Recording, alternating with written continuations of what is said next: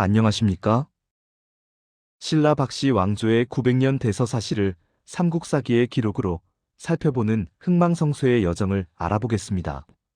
기원전 57년 빛으로 나라를 연 시조 박혁거세부터 927년 비극 속에 쓰러져간 마지막 왕 경혜왕까지 한 왕조의 탄생과 소멸을 대한민국 최고의 정사인 삼국사기는 과연 어떻게 기록하고 있을까요? 이번 시간에는 신화가 아닌 사실을 기록한다는 역사적 렌즈를 통해 박씨 왕조의 서사를 추적할 것입니다. 흔히 삼국유사가 자줏빛 알이나 백마와 같은 신화적이고 문화적인 서사를 풍부하게 담고 있다면 우리가 주목할 삼국사기는 육촌 촌장들의 합의, 외교관계, 정책 등 정치체 형성의 합리적 과정을 중시합니다. 삼국사기는 12세기 고려의 정치가이자 역사가인 김부식이 1145년에 편찬한 현존하는 한국 최고의 역사서입니다. 신이한 설화를 최소화하고 역사적 사실을 중심으로 기술했다는 점이 가장 큰 특징이죠. 첫 번째 군주, 빛에서 온 군주, 박혁거세입니다. 삼국사기는 삼국유사의 자줏빛 알이나 백마설화 대신 육촌의 촌장들이 덕망 있는 군주를 추대했음을 강조합니다. 특히 이보다 앞서 조선의 유민들이 산골짜기 사이에 나뉘어 살며 육촌을 이루고 있었다는 기록처럼 기존 촌락 공동체의 합의를 통한 건국의 정당성을 보여주고 있습니다. 기원전 57년 신라는 육촌의 추대로 박혁거세를 왕으로 삼으며 건국됩니다. 그의 이름에는 통치 이념이 담겨 있는데요. 박은 밝다는 뜻이고 혁은 붉다, 밝다, 빛이 난다는 의미입니다. 이는 밝음을 중첩하여 세상을 밝게 다스리겠다는 통치 이념을 상징합니다. 박혁거세는 칼이 아닌 덕으로 나라를 세웠습니다. 기원전 37년 수도 금성을 축조하고 기원전 32년에는 금성 내 궁시를 건립하며 국가의 기틀을 마련했습니다. 도덕 통치의 힘을 보여주는 대표적인 사례는 기원전 28년 낙랑과의 외교입니다. 신라를 침범했던 낙랑군이 신라의 평화로운 모습을 보고 감화하여 이곳은 도덕의 나라라고 칭하며 스스로 물러났다는 기록은 덕치를 중시한 신라의 면모를 보여줍니다. 또한 기원전 20년 마한과의 외교에서는 사신 호공이 마한 왕의 질책에 당당히 맞서 신라의 주권을 지켰고 혁거세는 남의 불행을 유행으로 여기지 않는다며 도덕적 우위를 통해 국가의 주권을 수호하려는 강한 의지를 보였습니다. 시조 혁거세 이후 7명의 박씨 왕들이 더 즉위하며 초기 박씨 왕조를 이끌었습니다. 제2대 남의 차차홍부터 제8대 아달라, 이사금까지 박씨 왕통은 이어졌습니다. 하지만 제8대 아달라, 이사금을 끝으로 박씨의 초기 왕통은 단절됩니다. 이후 신라 상고기는 박씨, 석씨, 김씨 세성씨가 교대로 왕위를 잇는 삼성교립 시대로 전환됩니다. 흥미로운 점은 삼국사기가 제7대 일성 이사금의 부친에 대해 불확실성을 인정하며 여러 설을 함께 기록하는 등 사학자로서의 정직성을 보여주고 있다는 사실입니다. 제8대 아달라, 이사금 이후 신라의 왕위에서 박씨 가문은 호련히 사라집니다. 다시 박씨가 왕위에 오르기까지 걸린 시간은 무려 730여 년. 긴 침묵의 시간이었습니다.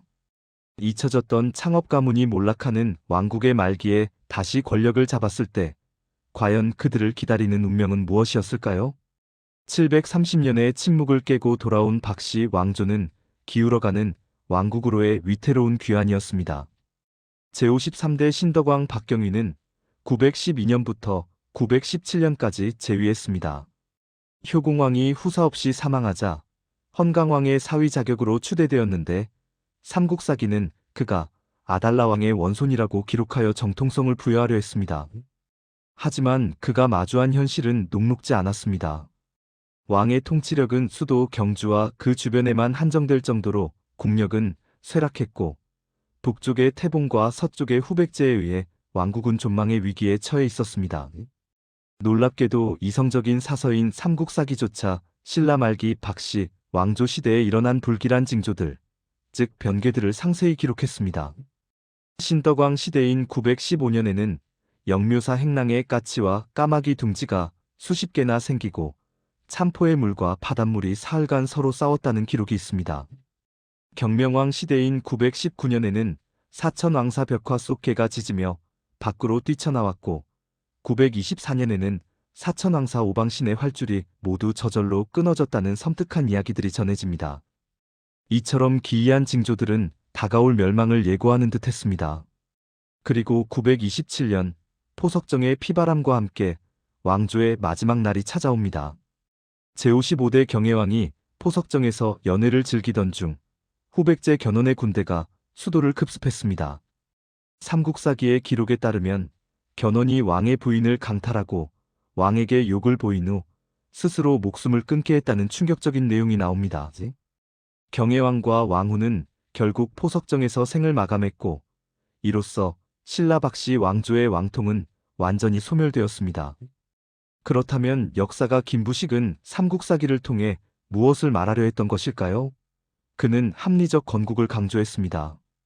신의 계시보다 육촌의 합이라는 정치적 과정을 통해 건국의 정당성을 이성적으로 설명했죠. 또한 국가의 흥망을 군주의 덕치와 도덕성에 연결하는 도덕적 인과율을 제시했습니다. 낙랑군이 신라의 덕치에 감화하여 스스로 물러간 일화가 대표적인 사례입니다.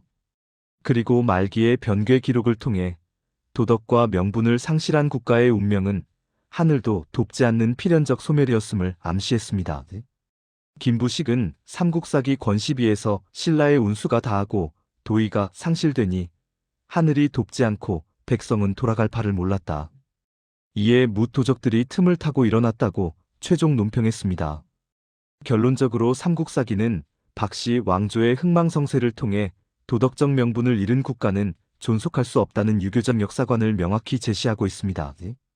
왕조는 끝났지만 역사는 이어집니다. 927년 경혜왕의 죽음으로 박씨 왕조는 끝났으나 그의 아들들은 각 박씨 본관의 시조가 되어 혈통을 이어나갔습니다. 왕조의 비극은 한 가문의 새로운 시작이 된 것이죠. 이처럼 역사를 이해하는 두 개의 창이 있습니다. 삼국사기는 국가의 뼈대를 이루는 정치적, 외교적 서사를 통해 큰 흐름을 보여주었다면 삼국유사는 민중의 살을 채우는 문화적, 신화적 서사를 통해 더욱 풍부한 이야기를 들려줍니다. 이 두 기록을 통해 우리는 신라 천년의 역사를 더욱 깊이 있게 이해할 수 있습니다. 경혜왕의 아들들, 예를 들어 금성대군 박교수는 울산 박씨의 시조가 되고 계림대군 박수년은 계림 박씨의 시조가 되어 오늘날까지 그 명맥을 이어오고 있습니다. 다음 편은 8대군 지파인 밀양 박씨에서 언양 박씨까지의 각 공파엔드 본관 및 학렬에 대해 만나보겠습니다.